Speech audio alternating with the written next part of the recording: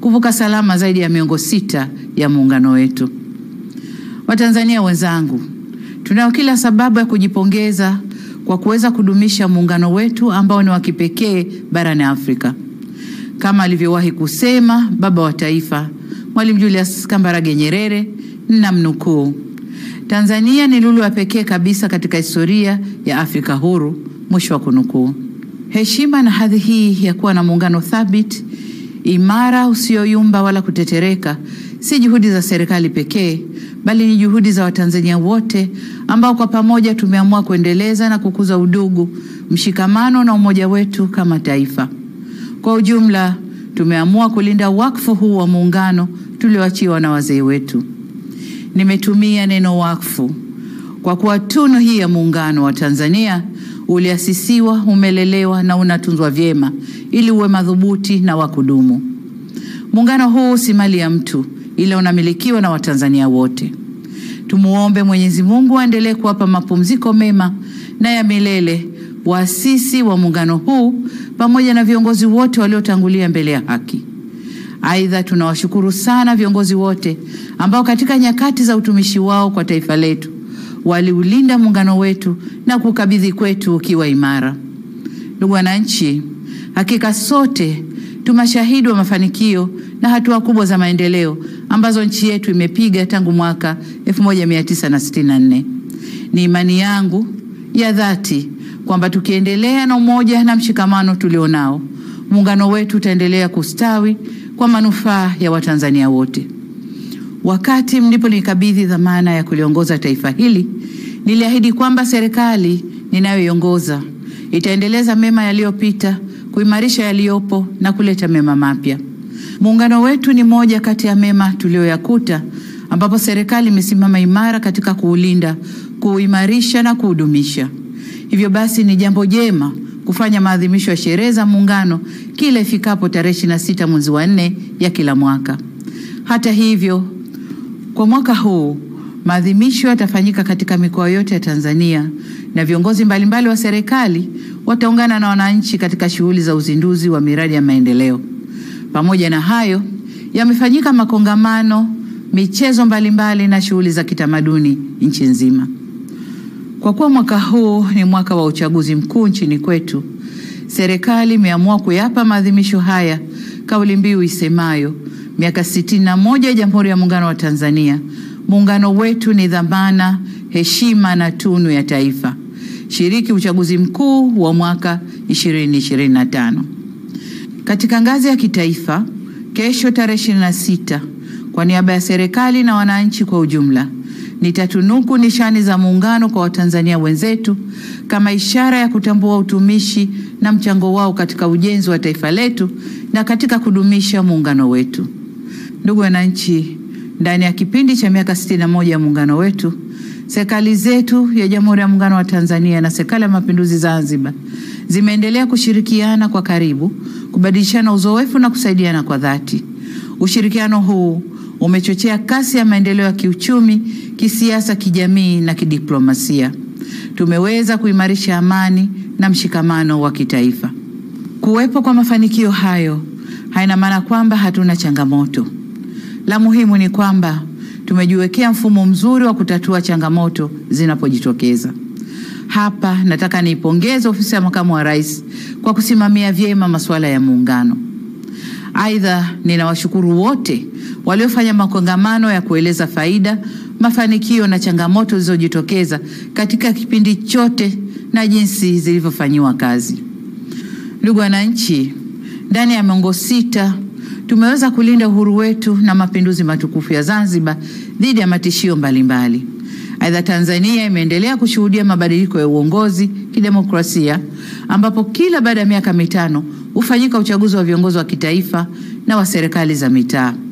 Zaidi ya hayo, muungano wetu unaendelea kuzingatia misingi ya utawala bora katika nyanja mbalimbali, ikiwemo utawala wa sheria, haki za binadamu, uwazi, uwajibikaji na maridhiano.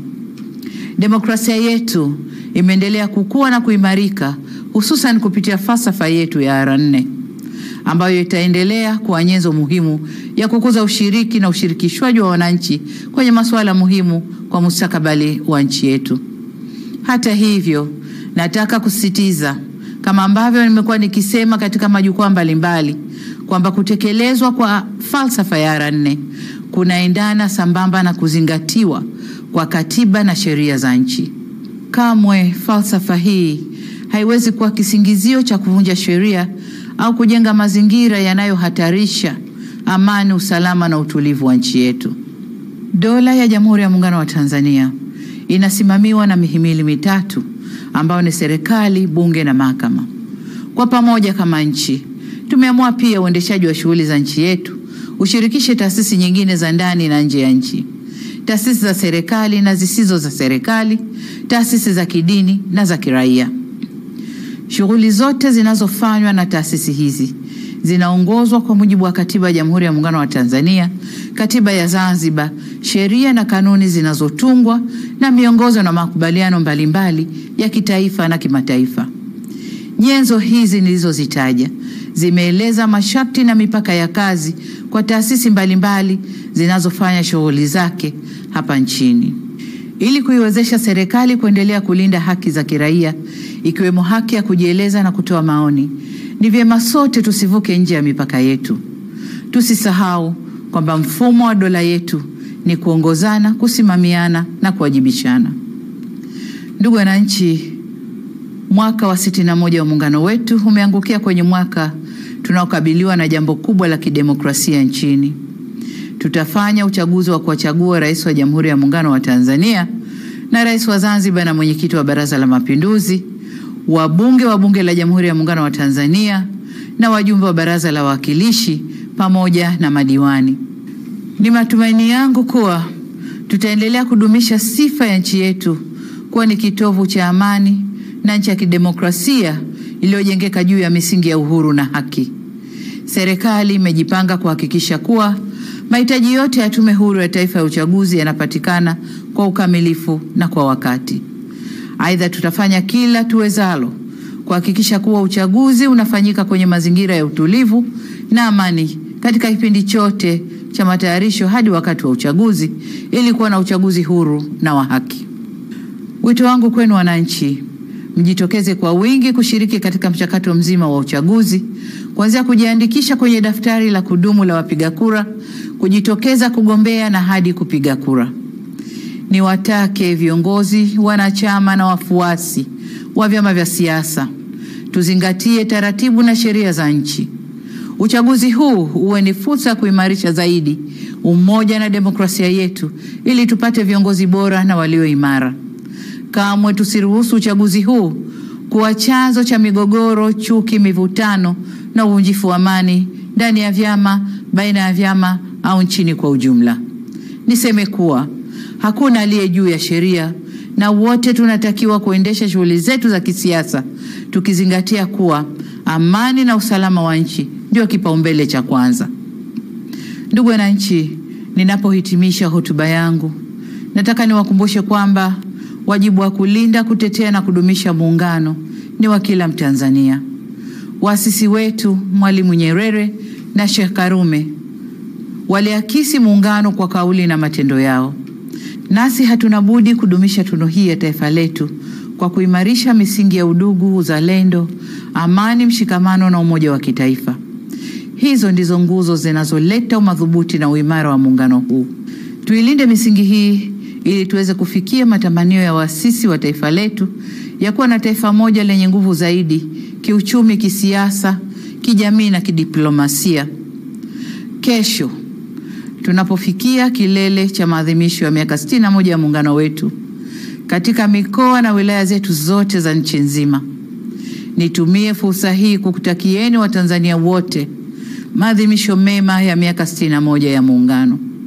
Mungu ibariki Tanzania, Mungu aubariki muungano wetu, na asanteni sana kwa kunisikiliza.